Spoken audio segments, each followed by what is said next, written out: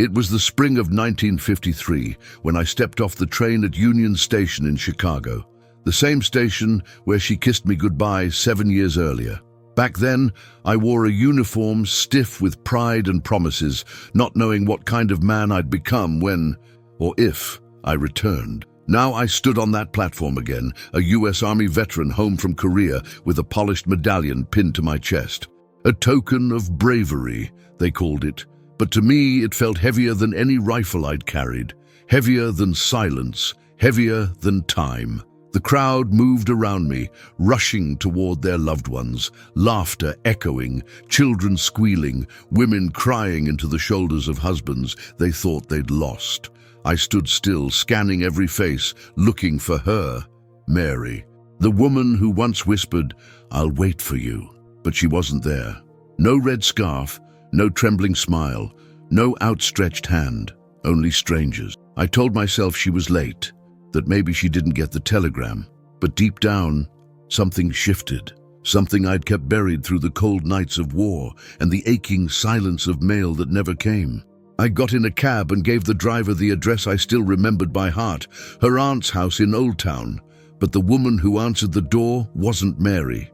She was older, with graying hair and a tired voice that trembled when she asked, "Are you Walter?" I nodded. "She's gone," she said softly.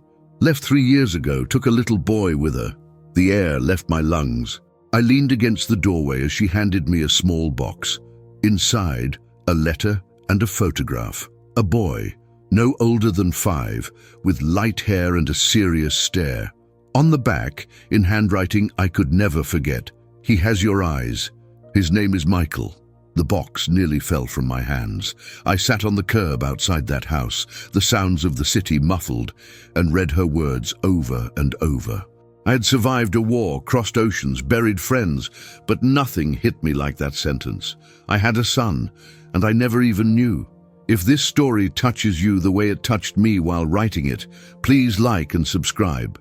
It helps us keep telling stories that move, inspire, and stay with you. And now, get ready, because what comes next changes everything. Chicago looked the same, and yet it didn't. The skyline still reached for the heavens, trains still roared overhead on rusting iron tracks, and the scent of roasted peanuts still wafted from street vendors on Michigan Avenue. But something had shifted. Maybe it was me, maybe it was the city, or maybe time itself had rubbed away the edges of everything I remembered. I wandered the streets I once knew like the back of my hand, now lined with unfamiliar storefronts, new billboards, new faces. The city pulsed with life, but I felt like a ghost moving through it. Soldiers returning from war aren't paraded anymore. They blend into crowds, medals tucked beneath coats, stories kept behind closed lips. No one asked about the medallion on my chest. No one knew what it cost. I walked past the corner of Clark and Division, where Mary and I used to get coffee before Sunday Mass. The shop was gone, replaced by a bank. I kept walking. I found myself outside the brownstone where she lived with her aunt, a quiet street framed by elm trees and cracked sidewalks. I stared at the building like it might recognize me. It didn't. Someone else lived there now, a young couple with a child who peeked from behind the curtain. I stood there long enough for a neighbor to notice. She was older, carrying groceries in a wire basket. When she saw me, she stopped, squinted, and then her eyes widened. "You're Mary's soldier," she said, like she was speaking to a ghost. "You came back." "I did," I replied. She looked down, hesitant. "She's gone, sweetheart. Moved out a few years ago. Took a boy with her. No one heard much since." Then, after a pause, she added, "She left something for you." I followed her into her apartment. The air smelled of cinnamon and old fabric. She opened a drawer and handed me a small cardboard box, worn from time. She asked me to keep it in case you ever came. I opened it right there. Inside was a folded letter and a photograph, a boy, maybe 5, standing in a yard with his arms crossed. Blonde hair, determined eyes I knew. On the back, in Mary's unmistakable script, "He has your eyes. His name is Michael." Everything stopped. The sounds of the city outside faded. The air grew thick. My fingers trembled. I sat down on her couch, gripping the box like it was the only thing keeping me from falling apart. I had survived landmines. I had survived sniper fire, frostbite, infection, and watching men scream for their mothers as they bled out in my arms. But nothing prepared me for the weight of that photograph. I had a son. A child who had been breathing, laughing, crying, growing while I was out there trying not to die. And I never knew. I wasn't there for his first steps, his first words. I didn't even know he existed. I reread the letter. Mary wrote it in 1950. She thought I was dead. Said the letters stopped. Said the Red Cross never confirmed anything. Said she tried to hold out hope, but eventually the silence became louder than her faith. I named him Michael, she wrote, because I needed a name that meant strength. He asks where his father is. I told him his father was brave, that he loved him, even if he never met him. I don't remember how long I sat there. The woman brought me a cup of tea. I didn't drink it. I just stared at the photo, then the letter, then the photo again. Part of me wanted to scream. Another part wanted to run. But mostly, I felt empty. Like someone had reached inside me and taken everything I'd held onto during the war, everything that got me through, and replaced it with something I didn't yet understand. The next morning, I walked the streets again. But this time, I wasn't looking for Mary. I was looking for traces of a boy who might be mine. I asked around, at churches, at public schools, at the post office. I tried to find a forwarding address, a record, anything. But there was nothing. She had vanished into the fabric of the suburbs, and no one could say where. Still, I held onto that photo like it was a compass. That little face staring at me unknowingly. My son. There's a kind of silence that lives in a battlefield long after the guns stop firing.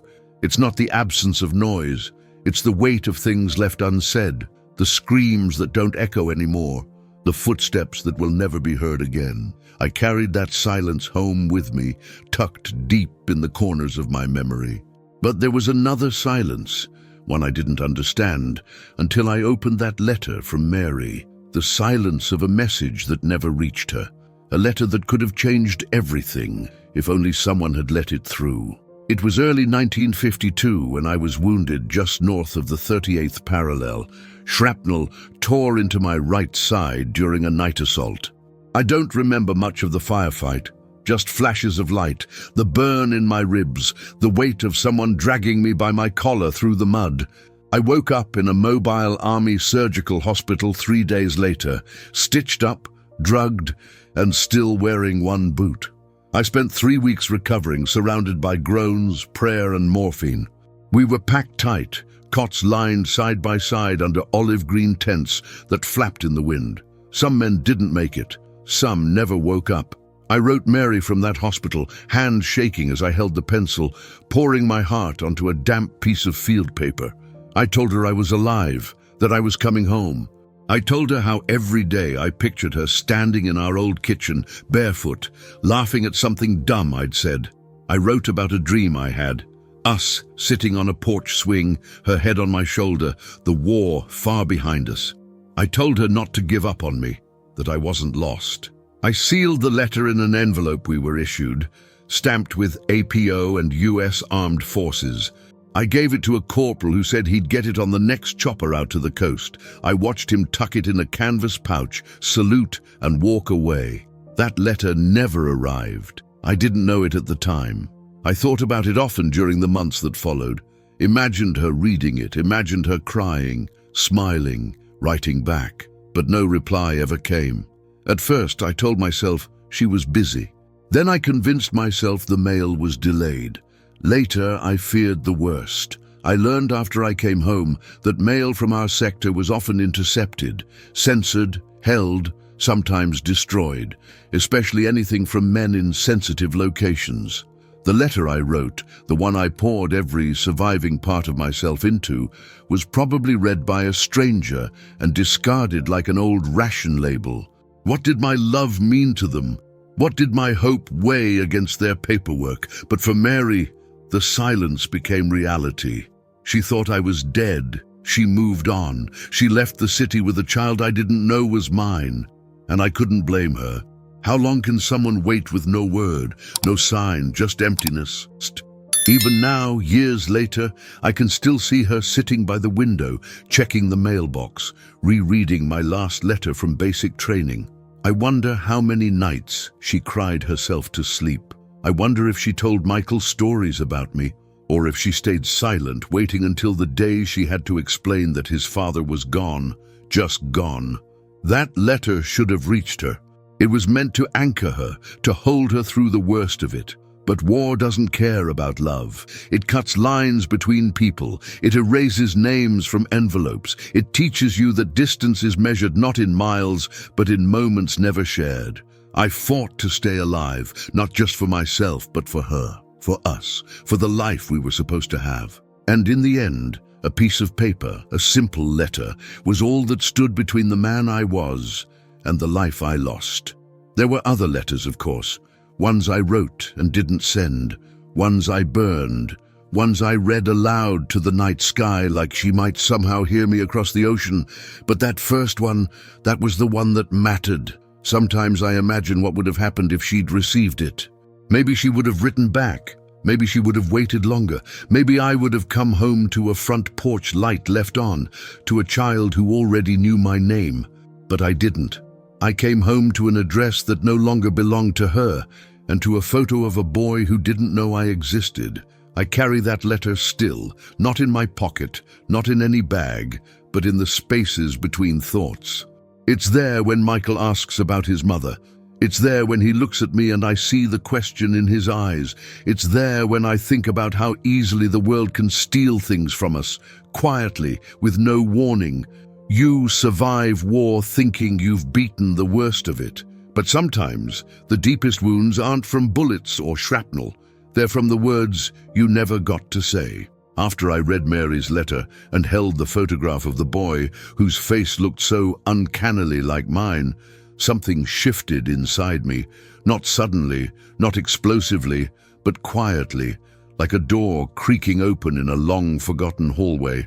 And from that moment forward, I knew that I couldn't simply return to life as it had been before I left, couldn't settle into the rhythms of civilian normalcy while the image of that child and the sound of his name echoed in my mind like a drumbeat, relentless and unignorable. I spent the first days wandering through the city in a kind of haze, not the shell-shocked stupor that followed the worst nights on the front line, but something heavier, more rooted in the gut, like grief that hadn't yet found a place to land.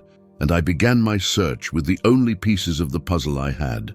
Mary's first name, the name of the boy, Michael, and the understanding that sometime around 1950 she had left the city for the suburbs, carrying not just a child, but a silence that had lasted too long and cut too deep. I started with the post office, hopeful in that naive, desperate way that returns after heartbreak, asking if perhaps they had a forwarding address for Mary or any Bennets listed in the forwarding file. But the clerk, polite though firm, told me they couldn't share that kind of information without authorization, and besides, 3 years had passed, and mail records didn't stretch that far into the past unless someone had gone out of their way to preserve them. So I went to the church Mary used to attend back when we were young and foolish and full of plans, St. Catherine's on the edge of Old Town, hoping the parish still had a record, perhaps a baptism, or at the very least a whisper from someone who remembered her face. But the priest had changed, the records were incomplete, and all the secretary could offer was a faint, tired smile and a shrug. That said she'd moved away, probably started a new life, and so I walked. I walked miles through neighborhoods I didn't know, streets where no one knew my name or cared about the medal pinned to my coat, stopping at schools, churches, small grocery stores, barbershops, diners, any place that might carry a fragment of the life Mary had left behind, showing Michael's photo to anyone who would look, asking questions that felt both too intimate and too hollow, and more tea. And once I was met with suspicion, with furrowed brows, with people who saw a strange man asking about a child and immediately assumed the worst, and who could blame them? But I kept going. Every night, I would return to my room, peel off my coat, place the photo on the bedside table, and stare at the ceiling in the dark, wondering if he had her smile, if he liked baseball, if he asked about his father, or if Mary had protected him with silence, not knowing what else to give him. And then, after nearly 2 weeks, a librarian in Forest Park, a quiet woman with graying hair and thick glasses, took the photo in her hand and studied it longer than most, her brow furrowing not with suspicion, but with recognition. And after a moment, she said softly, "I think I've seen him. Comes in here sometimes with his aunt. He reads quietly in the back. Draws a lot." My heart started pounding in that way it used to before patrols, before the silence of night would crack open into chaos. Only this time, it wasn't fear. It was hope, fragile and unfamiliar. And she gave me a name, Alice Bennett, and an address on a quiet street in a post-war neighborhood filled with modest homes and children's bicycles leaning against fences. I went the next morning. I don't remember the walk up the front steps, only that my legs felt heavier than usual and my breath shallow, as if the moment might collapse under its own weight. And when the door opened, I saw a woman in her 40s, wearing a house dress and an expression of sharp caution, and I didn't even need to say my name because she looked at me with eyes that had already guessed. "You're here for Michael," she said, not as a question but as a statement, flat, measured but not unkind. And when I nodded, she didn't open the door wider, didn't smile or cry, just stepped out onto the porch, closed the door behind her, and folded her arms like someone bracing against a storm. "You waited a long time to come," she said, and I told her everything, about the war, about the letter Mary never received, about coming home to nothing and finding the box, about walking the streets for weeks looking for a ghost I had helped create by simply surviving. And as I spoke, her face changed, softened ever so slightly until finally she sighed, rubbed her forehead and said, "Mary, thought you were gone." She waited. She wrote letters and never mailed them. When she got sick, she left him with me and asked me to raise him the best I could. She didn't want him growing up with a hole where his father should have been. I asked if I could see him. She hesitated, not out of cruelty, but out of protection. And after a moment, she said, "He's in the backyard. He doesn't know who you are. Be gentle." I nodded. I walked through the house slowly, passing photographs I didn't recognize, drawings taped to the fridge, the sounds of a radio murmuring in the kitchen. And then I stepped into the backyard and saw him, my son, sitting on the porch with his knees pulled up, a sketchpad balanced on his lap, drawing tanks with the careful precision of a child trying to understand a world that doesn't explain itself. I stood there for a long time watching until finally the wood creaked under my foot and he looked up. And when our eyes met, something inside me cracked open. He looked up from his sketchpad, blinking once as if adjusting to the light or the sight of a stranger standing in the doorway. And for a moment, a long, suspended moment, we just stared at each other. Two people caught in a silence, thick with everything unsaid, everything unknown, everything about to shift. His eyes, those unmistakable eyes, were the first thing I saw, and they felt like a mirror I didn't know I'd been avoiding my whole life, the kind of reflection that doesn't show you who you are, but who you were meant to be. He didn't smile. He didn't frown. He just studied me, like someone trying to piece together a puzzle they didn't know they had all the pieces to. And when he finally spoke, his voice was quiet, steady, and almost too adult for a 7-year-old. "Are you the man in the picture?" he asked, not accusingly, not fearfully, just like someone who had been holding a question in his back pocket for a long time. I nodded, my voice caught in my throat. "Yeah," I said, "I think I am."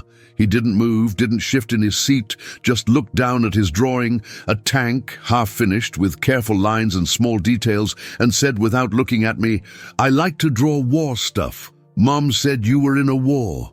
I sat down next to him, not too close, leaving space between us like you would with a wild animal. Not because I thought he was dangerous, but because I didn't want to crowd a moment that felt more sacred than anything I'd experienced, even in churches or foxholes. I was, I said. But war isn't something to like, not really. He shrugged. I don't like the war. I just like to draw it. Makes it feel like it can't get me if I put it on paper. That hit me harder than any bullet I'd ever dodged. We sat in silence for a while. I let the moment breathe. He kept drawing, and I watched the way his hands moved, with focus, with care, with a strange kind of peace that I'd never had at that age. I realized then how much of him I didn't know, not just his past, but his present, his fears, his dreams, the way he pronounced certain words, the way he blinked twice when thinking. There were whole worlds inside this boy I had never seen, and somehow I had to learn them without rushing, without demanding, without pretending the gap between us didn't exist. Eventually, I reached into my coat pocket and pulled out the medallion. The same one they gave me after the ambush near the Imjin River, the one I kept not because I believed in the honor of it, but because it reminded me I had survived something that should have killed me. I held it out to him. This was mine, I said, but I think it belongs to you now.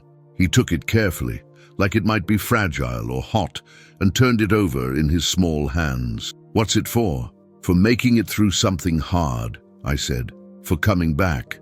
Did Mom have one? He asked. I shook my head. She didn't get a medal, but she deserved one more than I ever did. He was quiet again. Then slowly he asked, Did she talk about me when you were gone? It was my turn to be quiet. I looked at him, this small boy with the weight of things no child should carry, and I said, She talked about you even before you were born. She wrote about you in her letters. She wanted you to grow up brave and kind and smart. She loved you more than anything. He didn't cry, neither did I. We just sat there, with the sun warming our backs and the world spinning a little slower for once. And I told him stories, not of war, but of his mother, of the time she made cornbread and burned it, and we ate it anyway, of how she used to sing when she washed dishes, of how she once beat me at cards and danced around the living room like she'd won a championship. He laughed at that. A small, soft laugh, and I realized it was the first time I'd ever heard his laugh, and that I would do anything to hear it again. I never knew you were real, he said, looking at the medallion again. I thought maybe you were just a story she told. I didn't know you were real either, I replied, but now I do, and I'm not going anywhere. He nodded once, then handed the medallion back to me. Keep it for now, he said, but maybe I'll wear it when I'm older. And just like that, something between us shifted. Not fully, not instantly, but enough. Enough to know that a bridge had been built, plank by plank, word by word. I used to think that coming home meant going back to what was, to the man I had been before the uniform, before the gun, before the silence. But the truth is, you don't return to who you were. You come back different. You carry the war in your bones, in the way you breathe, in the way you hesitate before joy, unsure if you still deserve it. And now, years later, I've learned something else. That sometimes coming home means learning how to live again, not for yourself, but for someone who's just beginning to understand the world. I'm not Sergeant Walter anymore, not the man who could read maps by starlight or navigate minefields barefoot in the dark. That man stayed overseas, buried beneath uniforms and orders and comrades I never got to say goodbye to.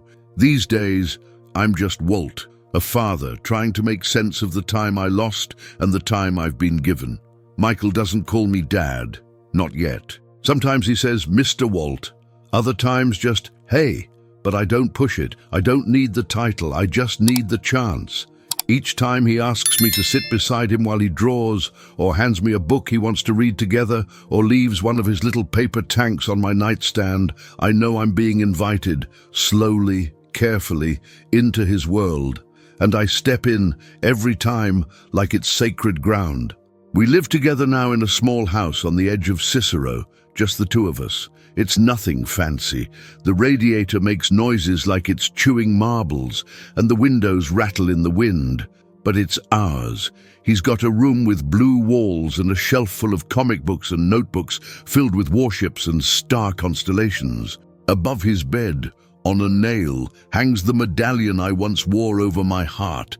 He asked me to put it there, said it makes him feel safe. He asks about Mary sometimes, usually at night when the house gets quiet and the world gets a little too big. I tell him what I remember, her laugh, her strength, the way she used to dance barefoot in the kitchen to a scratchy Sinatra record. I tell him she loved him more than words could ever carry, that she waited as long as she could, that she would have been proud of the way he draws, the way he thinks, the way he asks hard questions and waits for real answers. I write now, not because I'm a writer, but because I want Michael to have this story, this truth, this path from silence to something like love. I want him to know that even when the world broke, even when we missed each other by inches and years, we found our way. And I want him to remember that the past is not just what we've lost, it's also the proof that we survived. I don't know how many years I'll have with him. I don't know if he'll ever call me Dad. But every time he looks at me like he's trying to understand who I am and lets me stay anyway, I know I returned for a reason. We bring new stories every day, real lives, real journeys that touch, heal, and inspire. Leave a comment if this story moved you. Don't forget to subscribe and hit the bell so you never miss the next one.